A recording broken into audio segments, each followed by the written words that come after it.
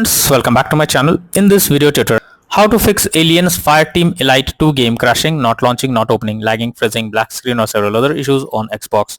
So let's go through the methods. The very first method is to restart the game. For that, select your game from home screen first. Now press menu button on controller, then select quit option. Finally, restart your game and then check if the issue is fixed. Next method is to perform power cycle. For that, press and hold Xbox button for 10 seconds unless it gets switched off. Now unplug power cord from console for 1 minute. Next, plug in console again and switch on our Xbox by pressing the button. Next method is to clear persistent storage. This will help you to clear the cache data. For that, open settings, click on device and connections. Click on Blu-ray, select persistent storage, choose clear persistent storage. Next solution is to clear Xbox cache. For that, open settings, click on system, click on storage, then highlight storage device and press Y button on controller for device options. Under it, choose clear system cache. At last, confirm it by pressing yes. Next solution is to check internet connection. For that, open Xbox menu, select settings, choose network settings, test network connection, wait for some time to complete and then check if everything is working fine. Next solution is to check for Alien's Fireteam Elite 2 update. So you should ensure the game is updated and is not outdated.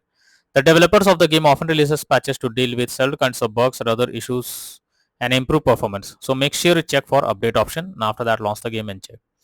Next is to check for Xbox updates. Make sure your Xbox console is updated to latest and not running on outdated version. First, open settings on your Xbox, select system and then select updates. Here check if any update is available and then click on it to begin the updating process. Next method is to remove and re-add account. For that, press Xbox button to open guide. Now click on settings under profile and system. Next, go to account, click on remove accounts. Here choose the account to remove, select remove option. After that, add the account again and launch the game and check. Next is to check storage. For that, press Xbox button to go to profile and system, then click on settings, click on system, click on storage.